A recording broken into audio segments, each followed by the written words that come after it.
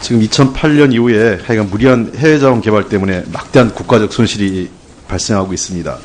지금 3개 공사 이 총 그 손실 규모가 13조 6천억 원에 달하고요. 지금 이 부실 규모 보시면 잘 아시겠지만 급격하게 2008년 이후부터 뛰어오르기 시작합니다. 부채 규모가 이 52조까지 올라가요.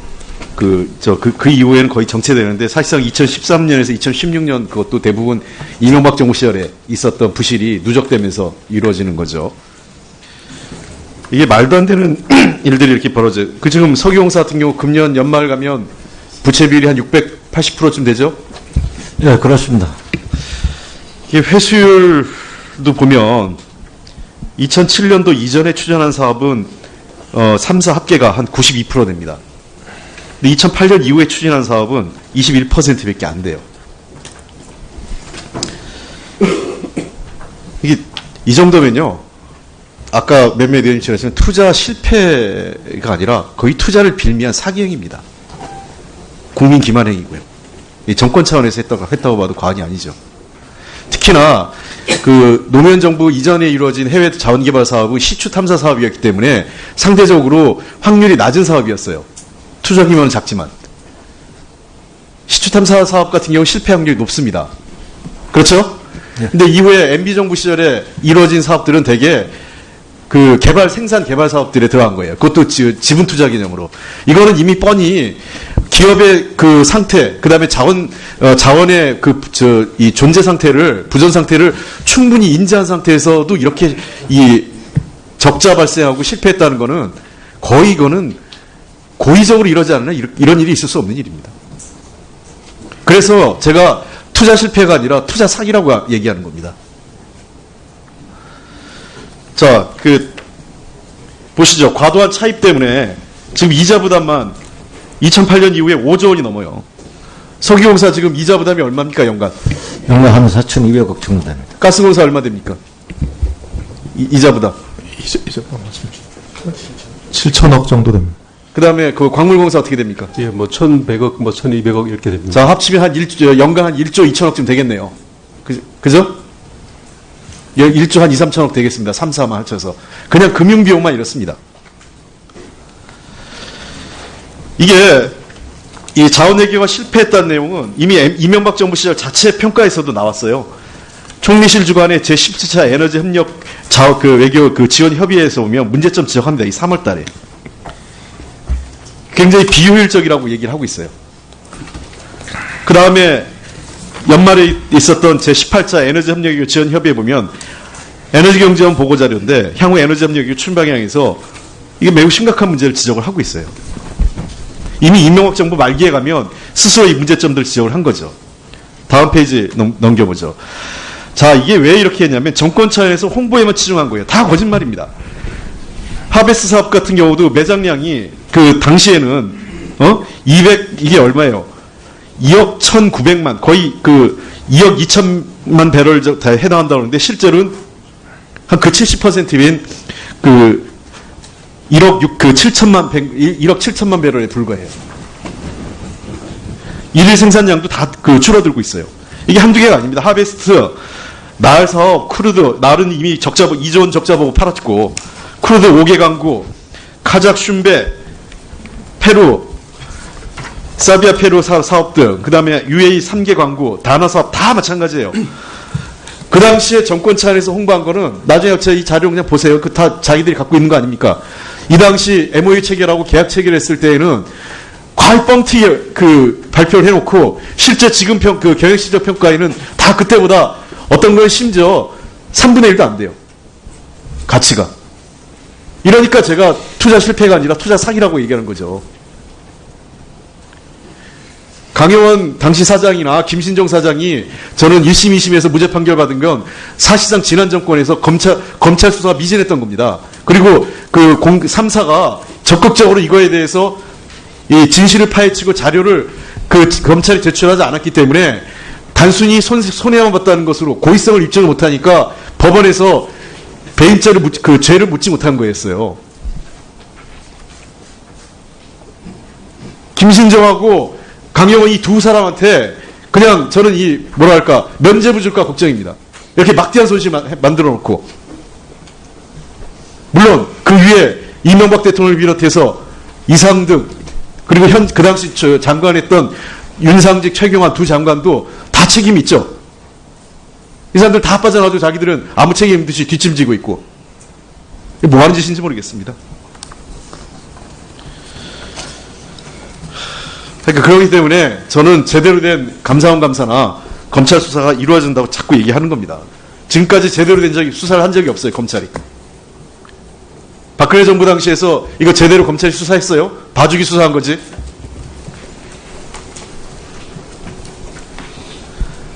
그 다음에 가스공사 지금 사장 되어 계시죠?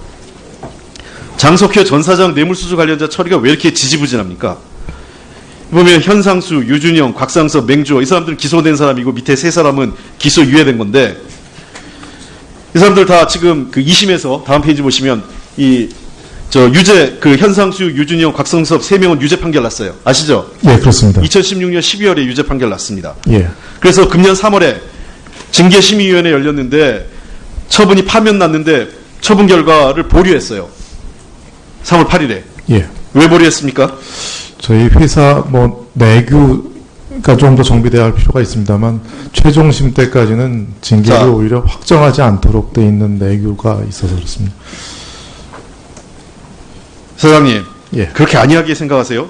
지금 이분들 유죄 판결 받은 분들한테 지금까지 총 지급된 돈이 7억 원이 넘습니다. 알고 계시죠? 예, 알고 있습니다. 이분들 지금 아무 보직도 없죠? 예, 보직 대기 중입니다. 보직도 없는데 보십시오. 현상수 씨 월급이 482만 원 매달 받으면서 80% 받고 있죠? 예. 그러면서 성과급도 받아요. 3,700만 원. 성과급은 뭔가 일을 한 사람한테 주는 거 아니에요?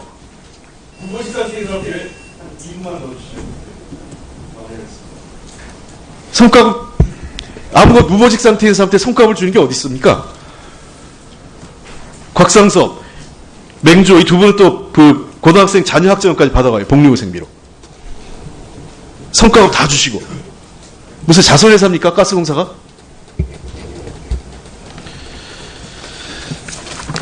이와 관련해서 그 법률 검토 받으셨어요? 안 받으셨어요? 예, 법률 검토 받았습니다. 뭐라고 나왔습니까? 결론이. 그 현재 사규 자체에 대해서는 최종적으로 신급이 확정될 때까지 징계를 확정할 수 없다라는 저희 사규 자체에 자, 좀 문제가 있는 제가 것 얘기할게요. 같습니다. 김현장에서 법률점은 받았는데 김현장 의견이 형사사건 최종 재판 결과 기다리지 않고도 징계 절차 착수할 수 있다고 그랬죠. 그래서 징계 절차 들어갔습니다. 그죠? 그리고 이 사건 근로자들은 해임, 파면, 징계 양정이 적절하다고 의견을 냅니다. 그 다음에 이의를 제기하더라도 승소 가능성이 높지 않다고 합니다. 가스공사가 그 이전에 이와 유사 이거보다 훨씬 적은 금액을 수수한 사람도 다 그 파면 처리했어요. 그렇죠? 예, 그렇습니다. 파면 처리한 다음에 나중에 이 사람들이 무죄 판결 받으면 소급해서 그 월급을 돌려주면 될 거 아니에요. 무죄 판결 받았을 때. 왜 이걸 안고 있습니까? 응? 성과급하고 다 주면서. 근태 관리도 엉망이에요. 이 사람들 그 징계 상태에서 무보직이라고 그 근태 관리 합니까? 출퇴근하는 것도 확인도 안 하고 있죠. 출근하고 있어요? 일단 뭐 출퇴근은 하도록 하고 있습니다. 예. 출근하고 있습니까? 출퇴근은 뭐 확실합니까?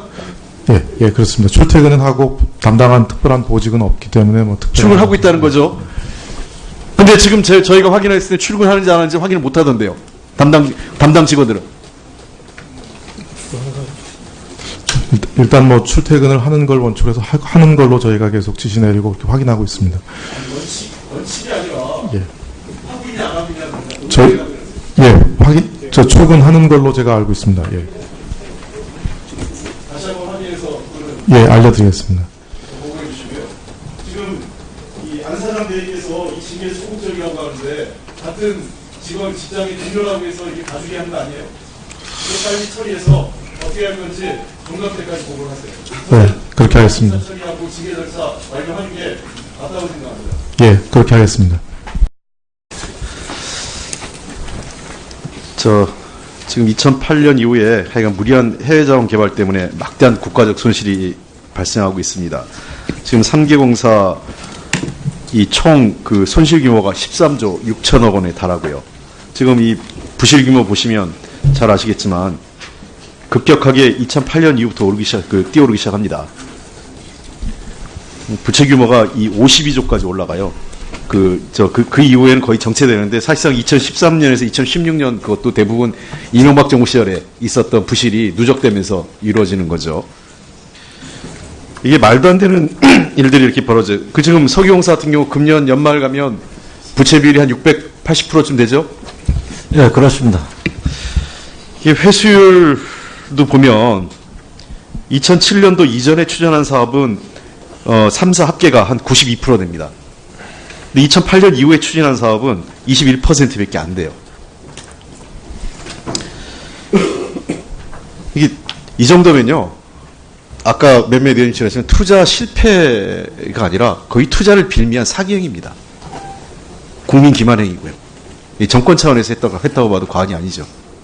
특히나 그 노무현 정부 이전에 이루어진 해외 자원개발 사업은 시추 탐사 사업이었기 때문에 상복후 실제 지금 그 경영실적 평가에는 다 그때보다 어떤 건 심지어 3분의 1도 안 돼요. 가치가. 이러니까 제가 투자 실패가 아니라 투자 사기라고 얘기하는 거죠. 강효원 당시 사장이나 김신종 사장이 저는 1심, 2심에서 무죄 판결 받은 건 사실상 지난 정권에서 검찰 수사가 미진했던 겁니다. 그리고 그 3사가 적극적으로 이거에 대해서 이 진실을 파헤치고 자료를 그 검찰이 제출하지 않았기 때문에 단순히 손해만 봤다는 것으로 고의성을 입증을 못하니까 법원에서 배임죄를 죄를 묻지 못한 거였어요. 김신정하고 강영원 이 두 사람한테 그냥 저는 면죄부 줄까 걱정입니다. 이렇게 막대한 손실 만들어 놓고. 물론 그 위에 이명박 대통령을 비롯해서 이상득 그리고 그 당시 장관했던 윤상직, 최경환 두 장관도 다 책임이 있죠. 이 사람들 다 빠져나가지고 자기들은 아무 책임 없듯이 뒷짐지고 있고. 뭐 하는 짓인지 모르겠습니다. 그러니까 그렇기 때문에 저는 제대로 된 감사원 감사나 검찰 수사가 이루어진다고 자꾸 얘기하는 겁니다. 지금까지 제대로 된 수사를 한 적이 없어요, 검찰이. 박근혜 정부 당시에서 이거 제대로 검찰이 수사했어요? 봐주기 수사한 거지?